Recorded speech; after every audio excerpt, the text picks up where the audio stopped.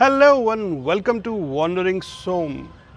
आज का जो वीडियो है ये स्पेशली आपके लिए है for all the riders who are planning और considering to change their tyres.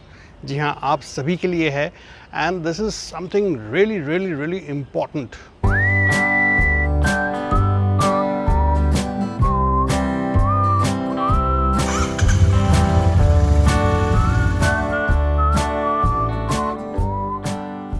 मेरे 15,000 किलोमीटर्स हो चुके हैं स्टॉक टायर्स पे और उसको रिप्लेसमेंट कराना बहुत ज़रूरी हो रखा था। इवन दो अभी तकरीबन 1,500 से 2,000 और चल जाएगा, मगर क्योंकि एक ट्रिप पे जा रहा हूँ and there be lot of of roading and वहाँ के लिए मैंने सोचा स्टॉक टायर्स पे चांस लेना शायद ठीक नहीं रहेगा, so we should get it change. And by the way this video you should watch it right till the end. एक बहुत बहुत ज़रूरी वाला वीडियो है। This is regarding tyres. ये पर्टिकुलर पार्ट जो है दिस इज़ रिगार्डिंग टायर्स। और आज कुछ बातें मेरे सामने इस तरीके से आई हैं जो हम बहुत सारे राइडर्स जो हैं they are falling trap to this particular scam that is going on. तो मैंने सोचा कि ये वीडियो बनाया जाए so that you guys are at least safe. ये बताओ, ये टायर अभी कितना चल जाएगा? और ठीक ठीक बताना। रन कितना हो गया इसका? 14,500। इसको मैक्सिमम सिटी में चला लोगे 2,500 से 3,000 किलोमीटर चल जाएगी ना आराम से। तो मेरा प्लान ये है कि अभी मैं टूर के लिए चेंज कर लूँ, वापस आके आपको बोलूँ ये फिर से लगा दो ताकि सिटी का काम हो जाए। लगा लेना, लेकिन वो टायर फिर ये है कि कब तक रखोगे चले हुए टायर को? मेन बात तो ये भी तो है ना।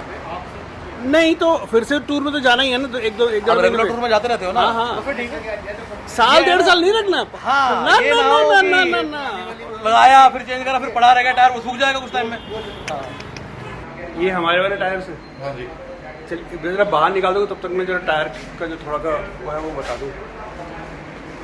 ये तो आगे वाला है, ये फ्रंट है।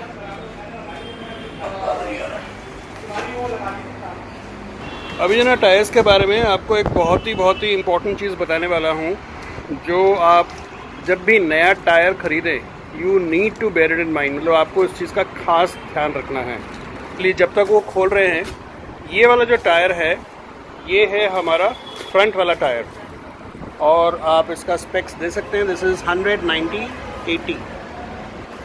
ओके, अब जो देखने वाली चीज़ है वो है ये वाला नंबर 0519। इसका मतलब होता है this is the date of manufacturing. 05 मतलब the week of that particular year जब ये टायर बना था, और ये हो गया साल, तो यानी 5वां हफ्ता 2019 का, और 19 मतलब 2019। ये इस तारीख का, इस पीरियड का ये बना हुआ है। दूसरा इम्पॉर्टेंट चीज़ जो इसमें देखना है वो है इसका rating, speed rating. So this is P. मैं आपको भी चार्ट में दिखा देता हूँ पी का मतलब क्या होता है। और ये वाला जो है दिस इज़, इसमें लिखा हुआ है 1419, यानी 14th week of 2019। That's when this particular tire was made. And this is the rear tire. So you can see the profile. This is 130, 70, 18. That's what the profile is for the rear tire.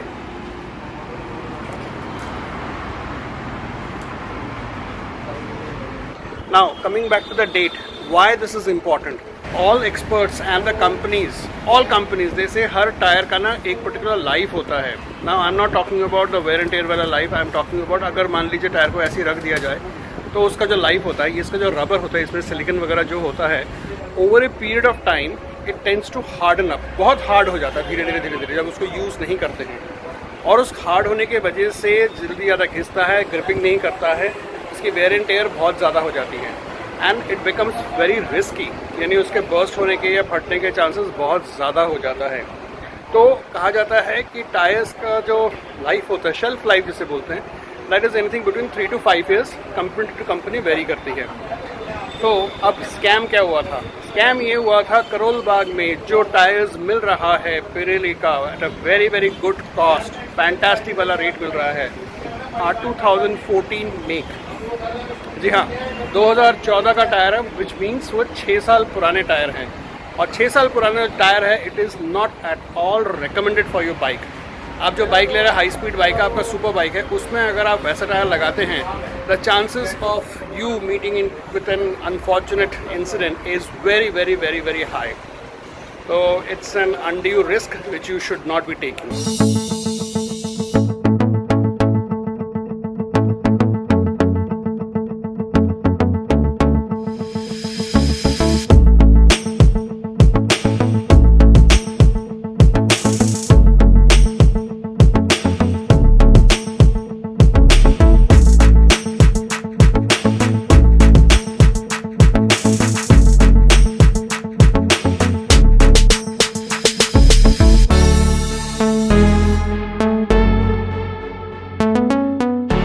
पहली बार आज जो है पहिया निकाल दिया है। उस्ताद जी का नाम बताओ।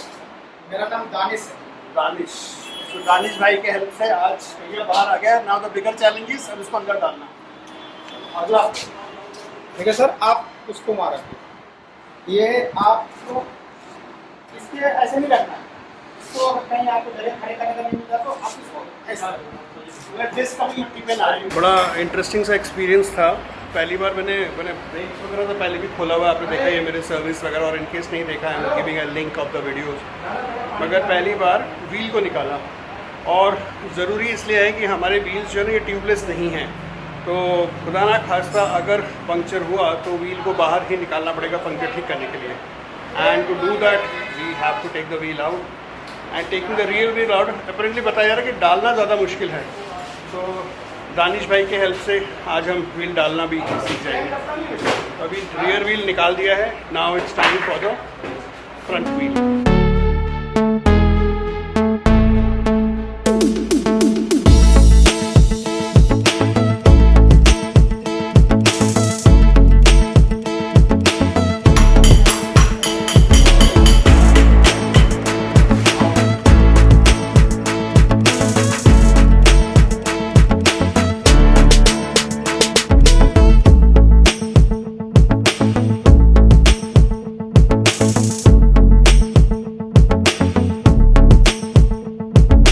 पीछे वाले में जितना तामझाम है, सामने वाला हाफ द टाइम, आधे टाइम में खुल गया सामने वाला। आइए आपको कुछ इंटरेस्टिंग चीज़ें दिखाते हैं। ये तो हो गया आपका पहिया, दिस इज़ द डिस्क आपके ब्रेकिंग के लिए। ये जो डिवाइस है, ये वाला जो रिंग है, ये एक इंटरेस्टिंग चीज़ है। This is basically for your ABS। ये ABS सेंस करता है, ABS इस चीज़ को रीड करता है, और वो इसको रीड करके देखता है जो व्हील आपका स्किड कर रहा है या स्टॉप हो रहा है, नहीं हो रहा है, इसके हिसाब से फिर वो अपना जो भी ABS का सिस्टम है दैट गेट्स ट्रिगर्ड। हाथों की हालत हो चुकी है ख़राब, तो मैंने साफ़ कर लिया वैसे थोड़ा सा। चलें फिर। अब हम जा रहे हैं स्पेशलिस्ट के पास, जो पहिए को बाहर निकालेगा, उसको बैलेंस करेगा, and then we'll install the new set of tires। अभी इस टायर्स के बारे में भी बड़ा इंटरेस्टिंग चीज़ पता चला है।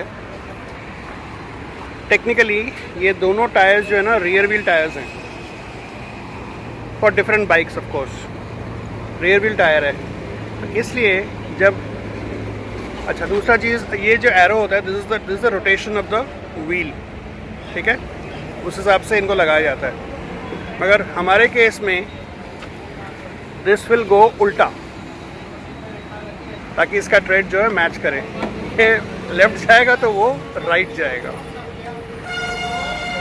तो आज एक छोटा सा चीज़ और सीखा, how to take both the wheels out, and as I told you, you got to be very careful when you're buying tires। आपको टायर्स का मैन्युफैक्चरिंग डेट देखना बहुत ही ज़्यादा ज़रूरी है। आप जैसे रेटिंग देखते हैं कि कितने स्पीड पे चलता है या नहीं चलता है, अकॉर्डिंगली आपको इसका ईयर ऑफ मैन्युफैक्चरिंग भी देखना चाहिए। जैसे मैंने बोला, टायर्स जो होते हैं आमतौर पे 3 से 5 साल इनकी जो है लाइफ होती है।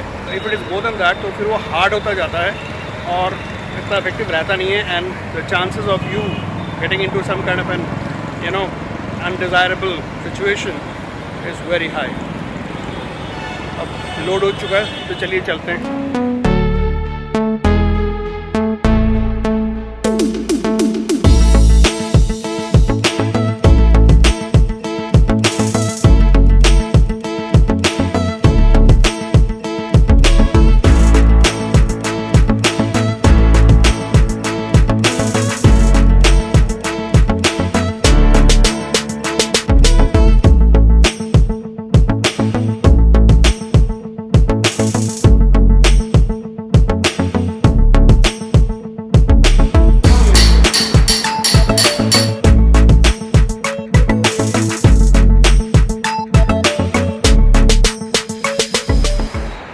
बहुत बहुत बहुत अच्छा लगा, मज़ा आ गया to learn a new technique. आज दोनों टायर निकाला और दोनों को फिर से फिट किया।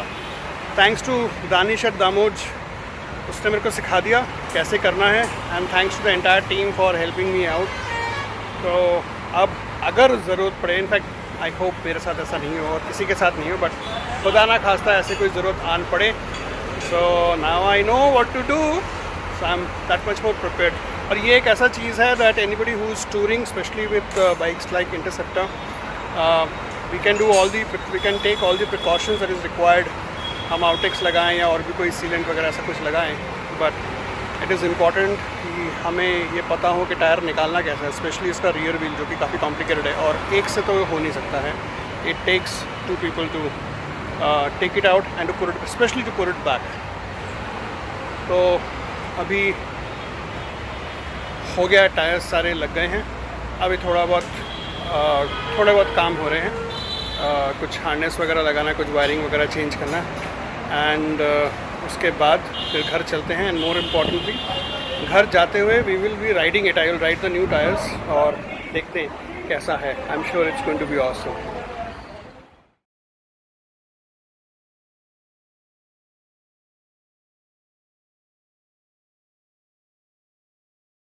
Fantastic ride. It's a very good choice that I made with this particular Ralco tyres, जो दोनों Ralco tyres मैंने लिए सामने और पीछे के। Fantastic, बहुत अच्छा कंट्रोल रहा। I was doing speed of 80 to 100, बहुत स्मूथ था। In fact, the confidence levels that I was getting was way better than जो हमारे स्टॉक टायर्स हैं Pirelli के। And I think the most important part is there was no wobbling, absolutely zero wobbling at 80, 90, 100, 110, absolutely zero wobbling. So bike से wobbling खत्म, finally wobbling is all over. So fantastic choice, वो बहुत मज़ा आ गया मुझे इस टायर्स के साथ। एंड मैं अभी घर पहुंचा हूँ, I am all sweaty and dirty. T shirts की हालत देखिए, आज टायर चेंज करके सब कुछ ख़राब हो गया, हाथ सब ख़राब हो गया, टी शर्ट्स ख़राब हो गए, सब कुछ हो गया। I think I need a deep shower, deep cleaning. An obvious question जो आपके दिमाग में आ रहा होगा कि why did I go for a Ralco, it's an Indian brand, जबकि पिरेली, टिम्सन सारे अवेलेबल हैं मार्केट में। You are right, all these tyres are available and they are very good, and so is their cost. Pirelli का अगर मैं कोई decent tyre लेता हूँ, so it's going to be somewhere around 20 grand, around 20,000 rupees. Timson is also going to be about 15,000 rupees. And frankly speaking, I have been bit tight on the budget. ये वाले जो tyres मुझे मिले हैं of Ralco, they are under 5,000 rupees. जी हाँ, a pair of Ralco tires are under 5,000 rupees. So थोड़ा गणित करके देखते हैं। Timson का कॉस्ट 15,000, Pirelli तकरीबन 20,000 और Ralco जो ये वाला टायर्स हैं ये मुझे पड़ा अंडर 5,000 है, बट चलिए फॉर कैलकुलेशन से 5,000 मान लेते हैं। अच्छा, इनकी लाइफ कितनी है?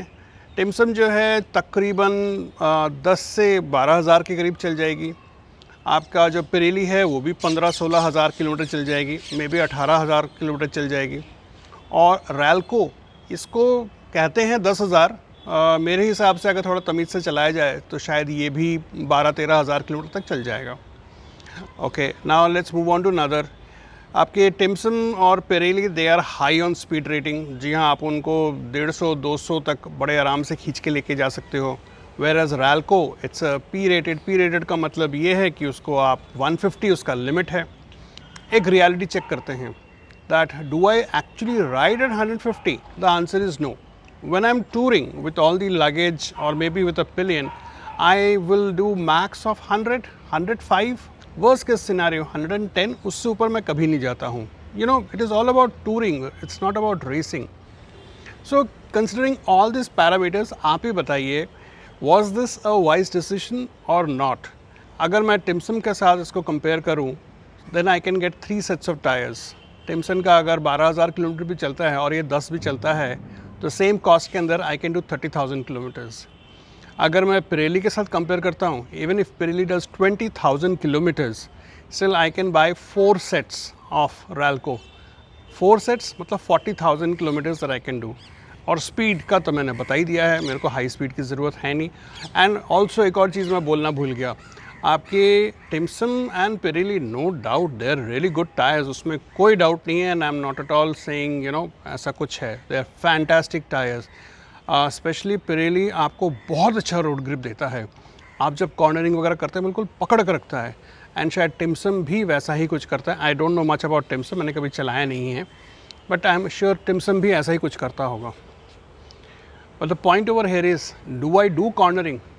रियलिटी ये है कि मेरे को ज़्यादा कॉर्नरिंग आता भी नहीं है. So I don't do cornering, I do a normal ride, right? And keeping all those things in mind, I think buying Ralco was a fantastic decision. And thank you to all of you for suggesting me things about riding from time to time. If you have liked the video, do share your comments and feedbacks about it in the comment section down below. And also write to my Instagram page wandering_som. I would love to hear from you guys. And thumbs up dena mat bhulna, that will also help. And also subscribe to my channel Wandering Som. So on that note, आज के लिए इतना ही. अगले video के लिए फिर मिलेंगे. And maybe the next video will be all about my tour preparations that I'm doing. So till then, be safe, ride safe, bye.